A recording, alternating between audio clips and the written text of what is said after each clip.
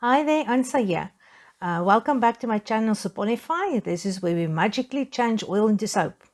For today's video, it's going to be a comparison between activated charcoal and iron oxide in soap. For this video, I had a special request from one of my students for a zebra soap.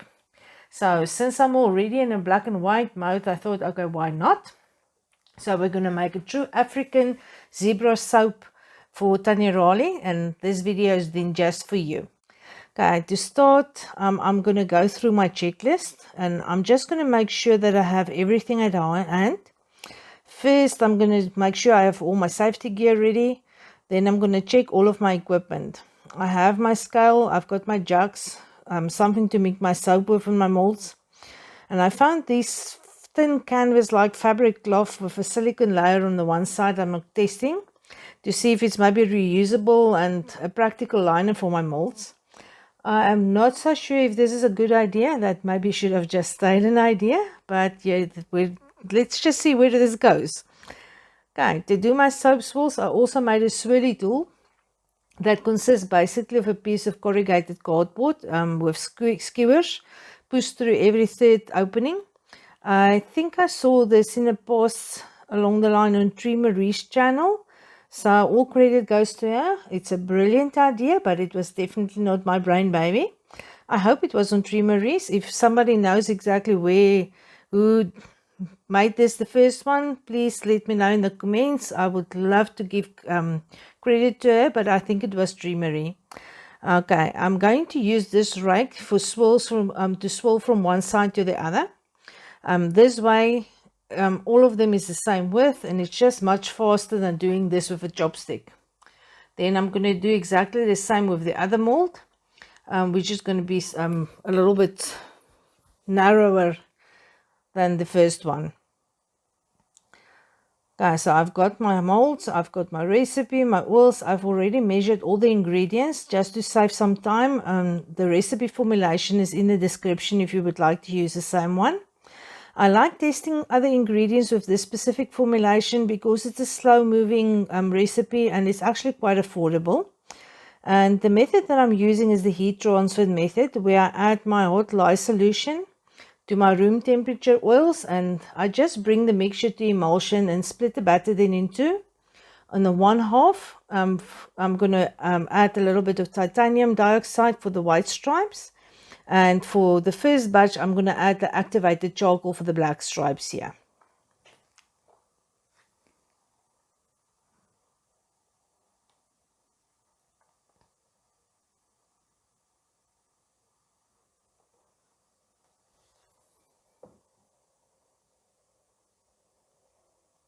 Okay, because I need to split my batter into two and color both of them separately, I'm just going to bring my oils to emulsification. So I'm not going to bring it to trace. I'm going to stop before trace, because after I added my colorants, I will have to stick blend it to make sure that it's incorporated properly, and then the soap mixture will most probably end up at thin trace at that stage.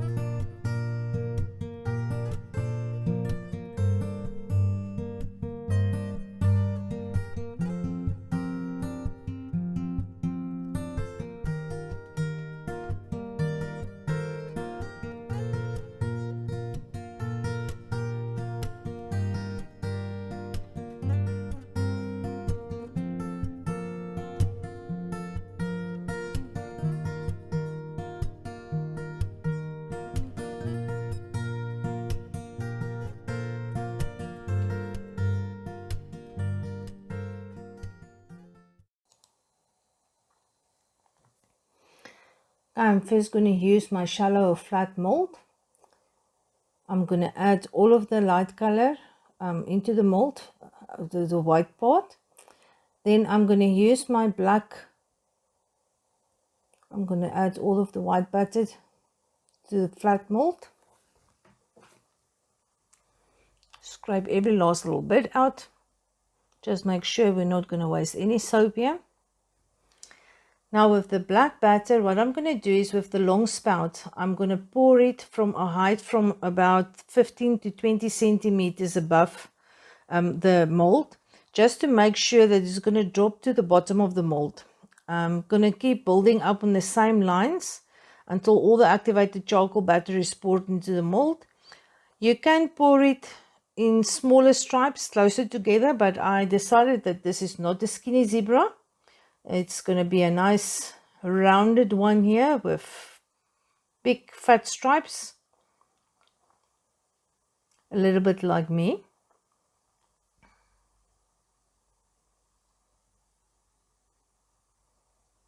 Just keep on building up on it. Go back and forth.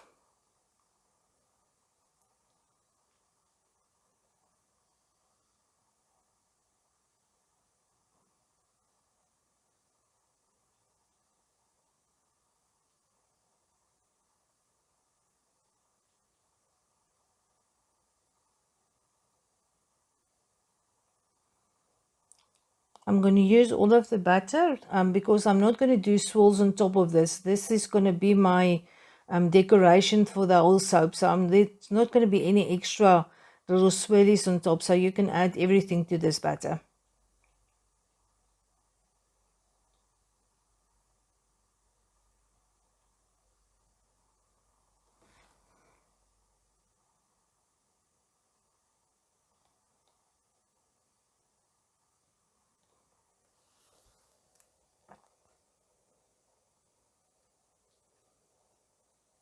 The main challenge here is not to spill any of the black in between the lines, and then you're maybe going to end up with a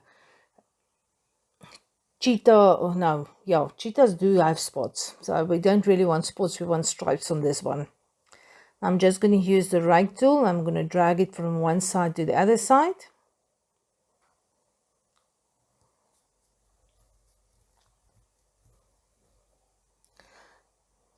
For me, if you drag it slower, it's like it's dragging it better. I move it a little bit to the one side, so I actually dragged in between the lines.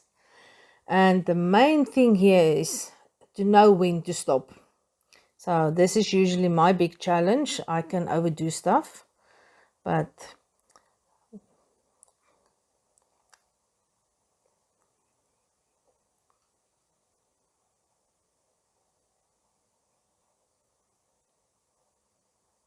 maybe just in time.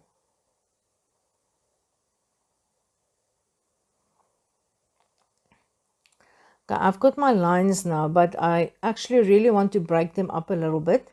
In this mold, I'm going to cut 6 bars of soap from it. So I'm going to measure it and decide where is the half line mark on the one side. And then plus minus, I'm going to eyeball where I'm going to cut the other half in 3 pieces here. So I've got a little bit of an idea, and then I'm just going to drag a swirl through each one of the bars just to break it up a little bit. Aiming is not my strong point, yeah. So this is the first one. We're going to draw the second one and the third one.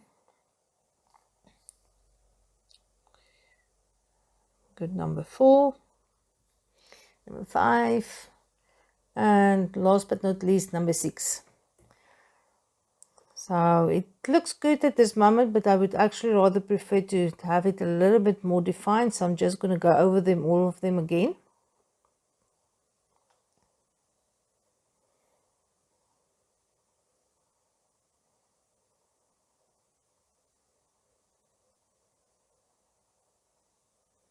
This actually does look like the back of a zebra from the top, if you take all of them all together. Maybe a little bit more stripier, but I think the idea is there. Okay, that was the first one. So now we need to move over to the second mold here.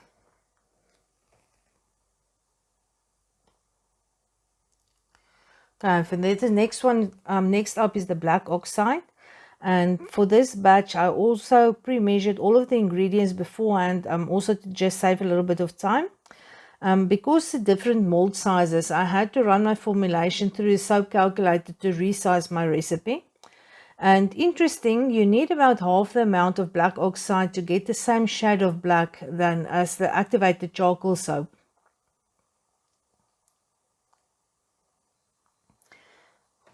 I've added my sodium hydroxide to the water here, and at this moment it's quite hot.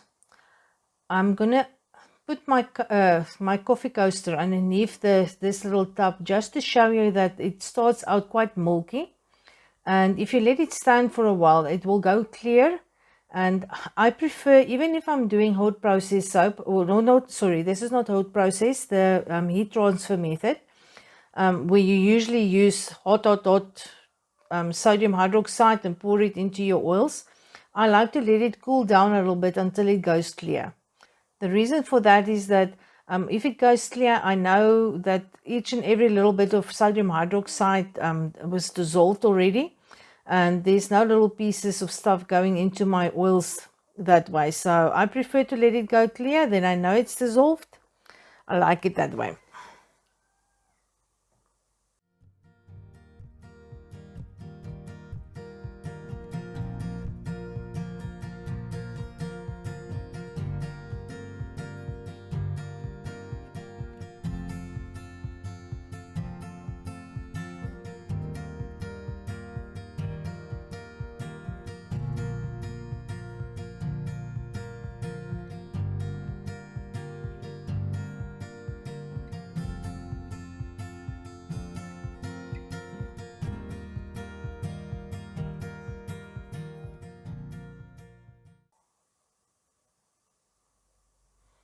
And with this batch, I'm just measuring my temperature a little bit just to make sure that it's going to come down a little bit.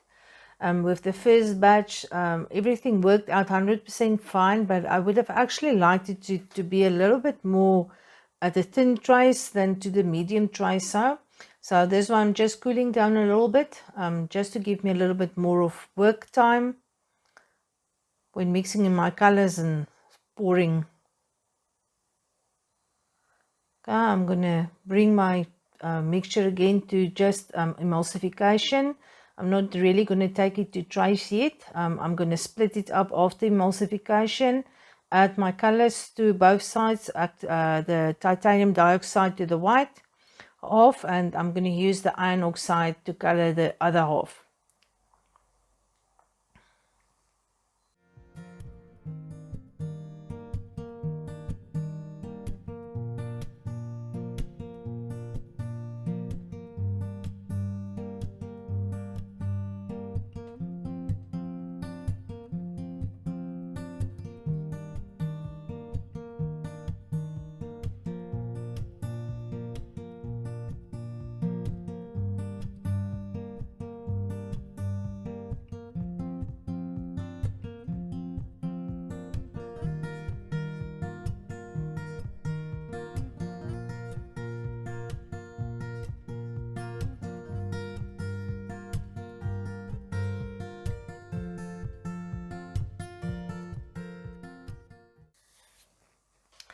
Okay, with this mold, I'm going to do exactly the same as with the flat mold.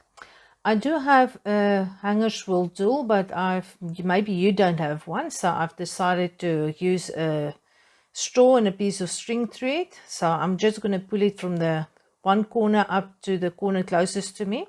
So here as well, we're going to add all of the white batter at once to the mold. So every last single drop of it, I'm not going to keep anything for the top here.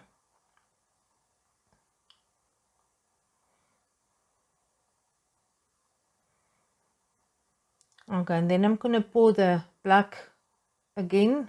I'm just making sure the straw is still there at the bottom. It seems to be having. And then with the black batter, I'm also going to pour it for a height and drop it. Hopefully it's going to go to all the way to the bottom there.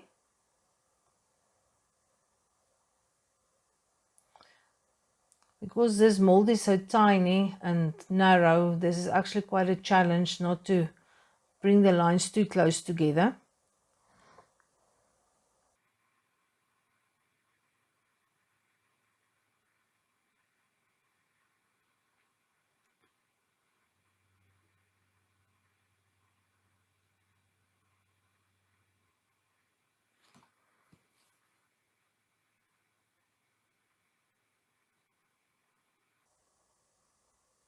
Gonna add every last little drop again.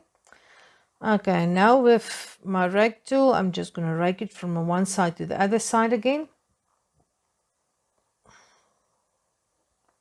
Repeat it a few times just to make sure I've got my lines all the way through.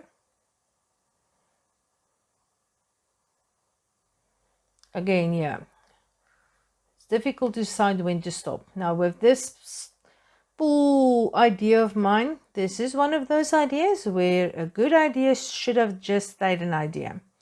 I'm struggling a little bit here because I don't really have enough control to get the thing going exactly where I wanted it to go. So maybe next time I will definitely rather use my hanger spool tool. I just thought, you know what, if you don't have one, everybody should be able to find a straw and a piece of string. But yeah, don't try this at home. It's not really working, eh?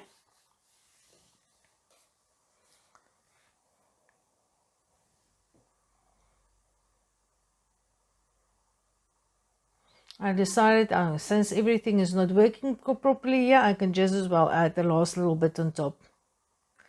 So why not? That's the lovely thing about soap making. If something doesn't work, you just go with it. Go with the flow. Try something new. Some of these mistakes are sometimes just lovely mistakes. It works out perfectly in the end. So I'm not too heartbroken about this. I've learned something new. Maybe you're going to learn something new. I really tried to scrape out the last little bit of white here, but there wasn't really much left here.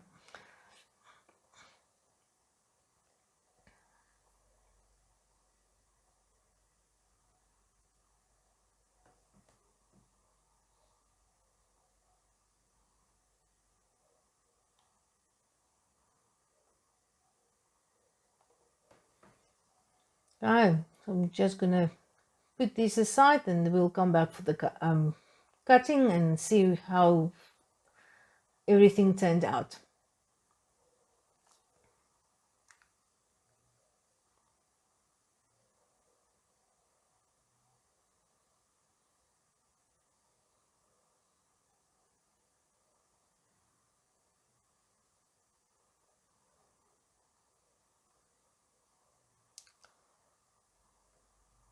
Okay, both of them actually look quite pretty good. I like the flat mold more than the other one, but we don't know what it really looks like on the inside. So I'm just going to unmold them.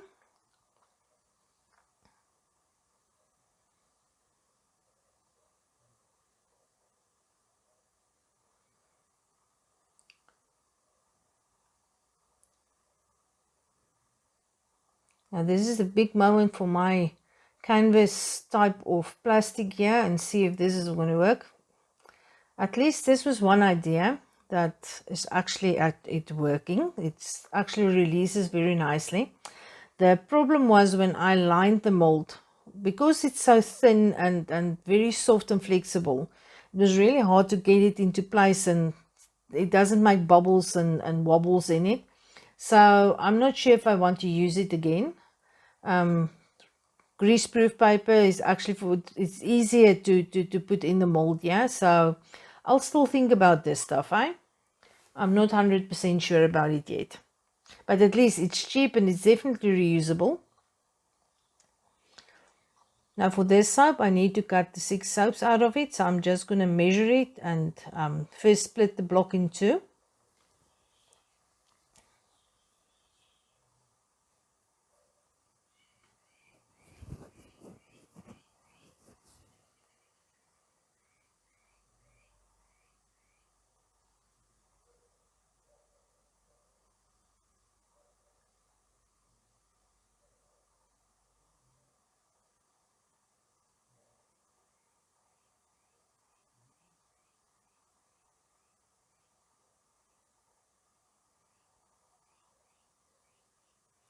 Just for interest, this voiceover is happening about 12:30 so at night or early in the morning.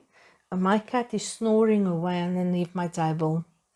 I'm not sure if the mic is picking it up. It's quite funny.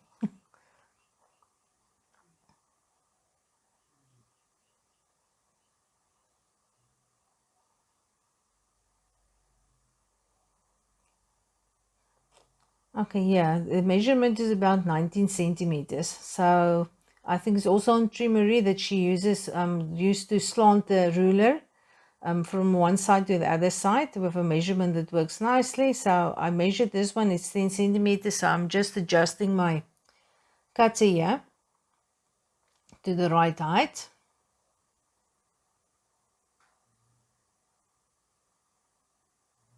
Tighten the string a little bit.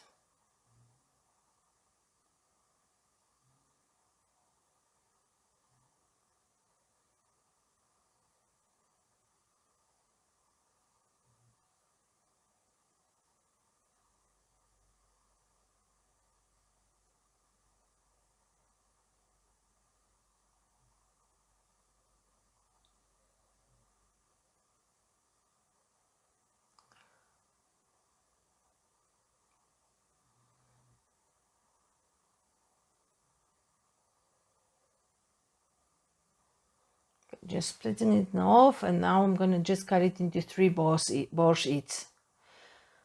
Just going to cut it into 3 bars each.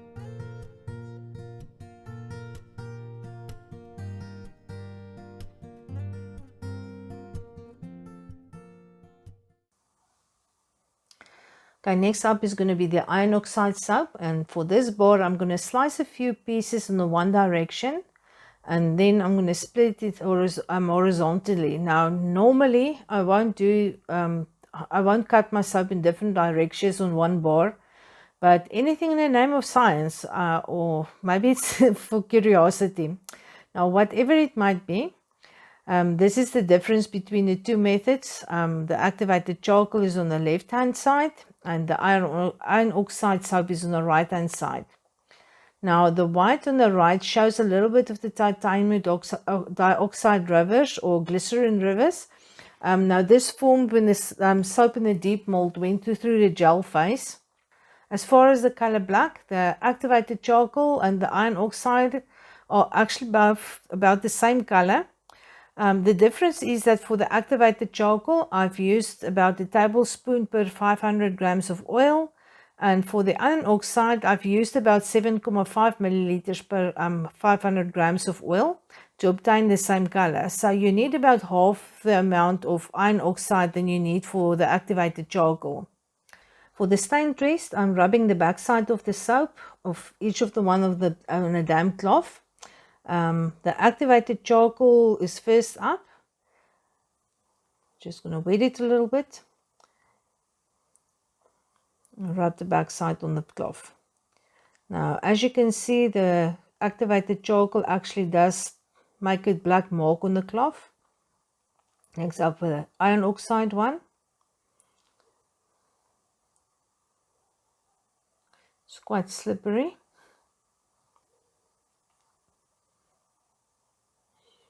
Okay, even after quite a bit of rubbing, it does stain, or not really stain, it does discolor the cloth a little bit, but not really. It's not really a brownish color, but it's not close to. I think it's because you use so little iron oxide in the soap to get the same color. So even with extra effort, there's not much happening here. Just a tiny little bit.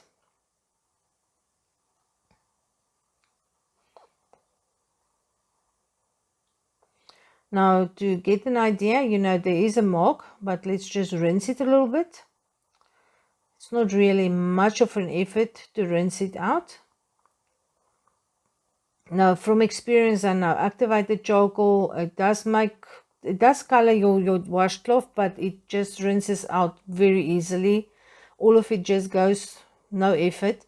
So it's not really an issue that it's not really going to stain your washcloth. It's just going to color it and you can rinse it out very easily. Same with the iron oxide. It didn't really mark the cloth, but the little bit that was there, it was rinsed out very easily without much effort there as well. So neither one of them is going to stain your washcloth, and the choice between the two is most probably up to personal preference. I would say that the only differences would be in the texture of the activated charcoal, depending on how fine it is.